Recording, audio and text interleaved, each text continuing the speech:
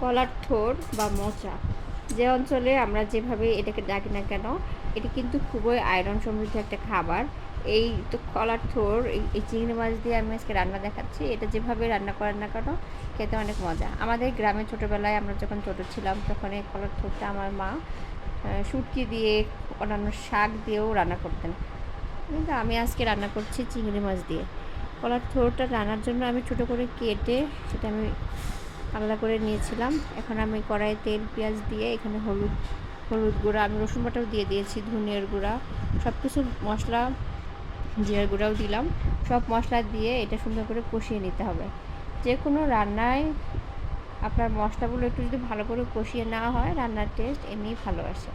তাই সবাই যারা নতুন আছেন একটু চেষ্টা করবেন মশলার পরিমাণটা একটু ঠিক মতো দিয়ে একটু সুন্দর করে সময় নিয়ে কষানো হয়ে গেলে এই যে এখানে পানি দিয়ে আমি একটু আবার কষিয়ে নেব। আর এটি আমি চিংড়ি মাছ দিয়ে রান্না করছি।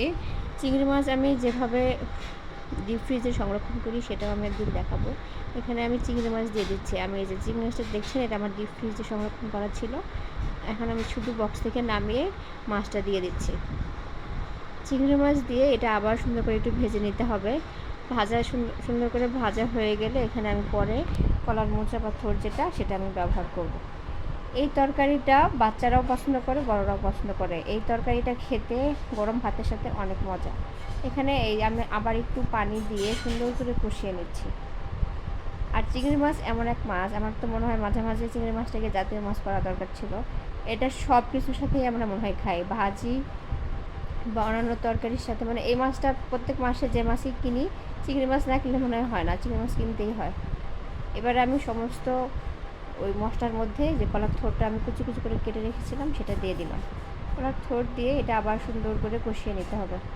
এখানে সুন্দর করে নাড়াচাড়া করে সমস্ত মশলার সাথে চিংড়ি মাছের সাথে মিক্সড করে নিচ্ছি।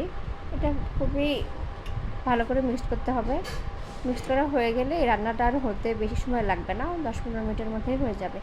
মিক্সড করে এখানে আবার পানি দেওয়ার প্রয়োজন নেই, যদি কেউ মনে করেন সামান্য একটু পানি দিবেন সেটাও দেওয়া যায়, আর না দিলেও চলে। আমি মনে হয় এখানে অল্প একটু পানি ব্যবহার করেছিলাম। পানি ব্যবহার করলেও হয়, না করলেও হয়, কোনো সমস্যা নেই। এখানে এখন এটা কষিয়ে আমি একটু ঢেকে রেখেছিলাম জালটা একটু কমিয়ে দিয়ে, কারণ এটা হতে বেশি সময় লাগে না, কিন্তু যে কষকষা ভাবটা এটা কমানোর জন্য একটু গ্যাসটা আস্তে করে দিয়ে ঢেকে রাখলে সুন্দর আস্তে আস্তে হয়ে যাবে। যখন দেখবেন পানিটা সুন্দর একদম শুকিয়ে গেছে তখন এটা নামিয়ে নেবেন। এটা এই যে হয়ে গেছে আমার, আমি নামিয়ে নিয়েছি। এটা গরম ভাতের সাথে খেতে অনেক মজা। যারা কখনো কলার থোড় বা মোচা খাননি একবার এইভাবে ট্রাই করতে পারেন, আশা করি ভালো লাগবে। ভালো থাকবেন সবাই, আল্লাহ হাফেজ।